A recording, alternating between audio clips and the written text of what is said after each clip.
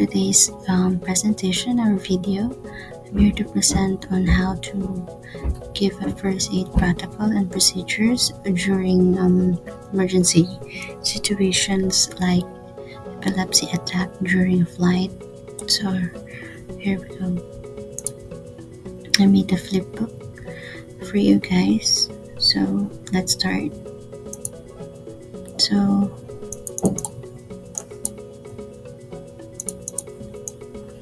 who, what, and how? How can we know? Passenger that has an epilepsy attack on board. When flying in every airline, your safety will always be the first priority, or what should I say, our first priority.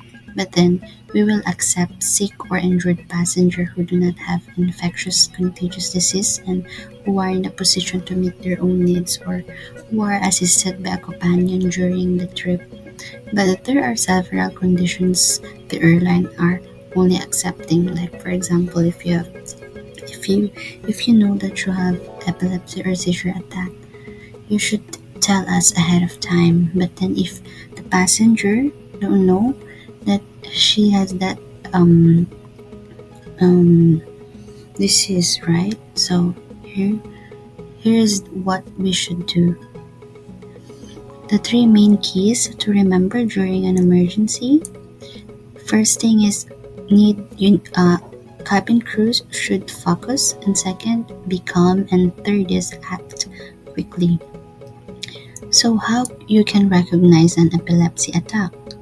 First thing is they are shaking violently. Second, they having nausea. Third is twitching of the legs, hands, and also arms. And they're also losing awareness and also staring blank into space, and last, becoming stiff. So first aid that need to be give during epileptic attack, but be mindful as always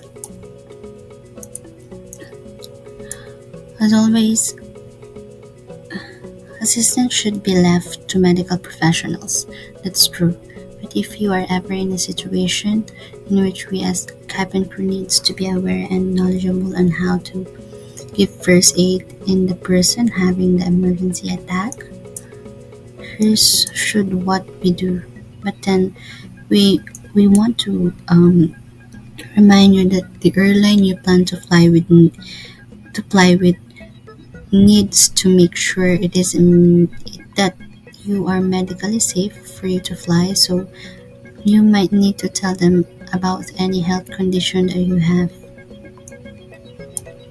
So let's go to the first aid procedure that the cabin crew should give on any attack that they've been having in their flight. So first, help lower them gently to the floor. And next to that, turn the person on their side. Place something flat and soft like a folded jacket or blanket under their head. Loosen ties, collars, or anything around the neck. Remove their glasses if they wear them. Move anything hard or sharp away from the person to prevent injuries. Next is time the seizure. It is most lasts a minute or so. If the seizure lasts 5 minutes or longer, just tell the medical professional immediately when you got landed.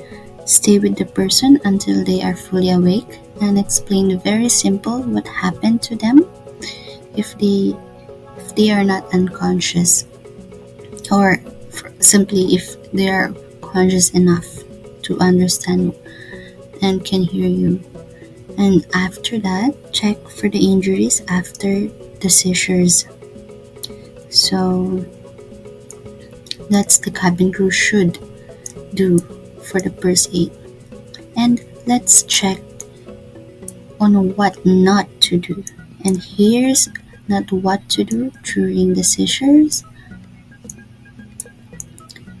Do not place anything in the person's mouth.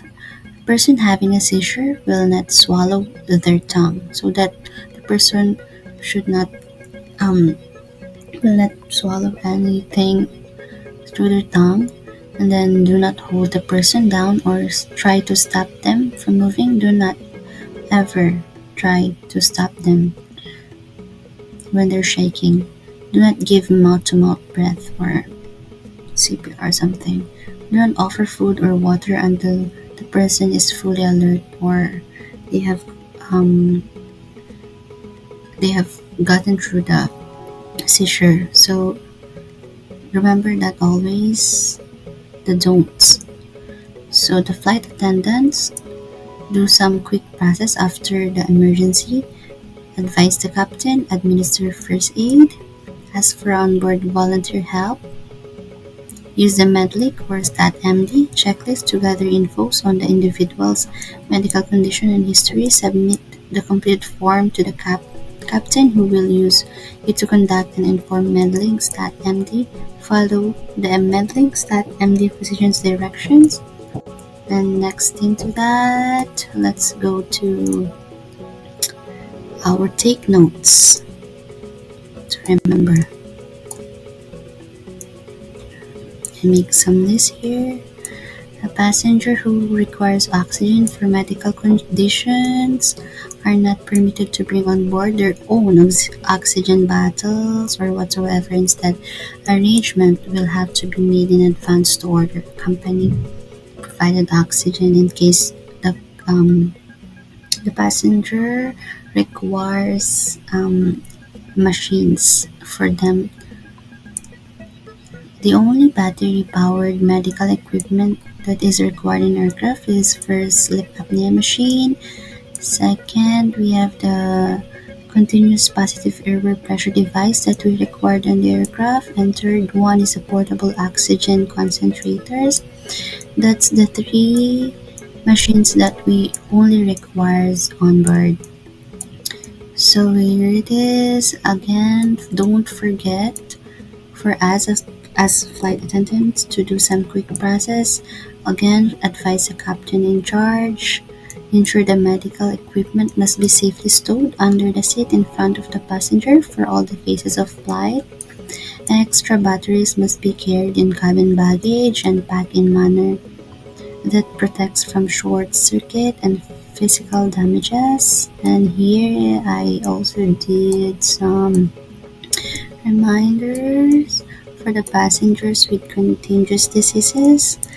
Air Seneca or whatsoever airlines.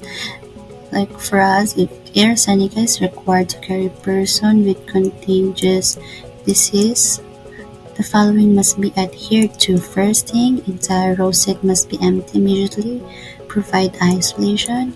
Patient must travel with mask provided by hospital and crew. And crew must ensure that that the mask will not be removed at all times. The passenger can only use disposable materials for eating.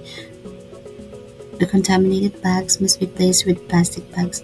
All features that has been touched by affected passengers should disinfect immediately by the crew. So always remember these requirements of the airlines, and the passengers should always follow them so that we are all safe in our flight. So I should say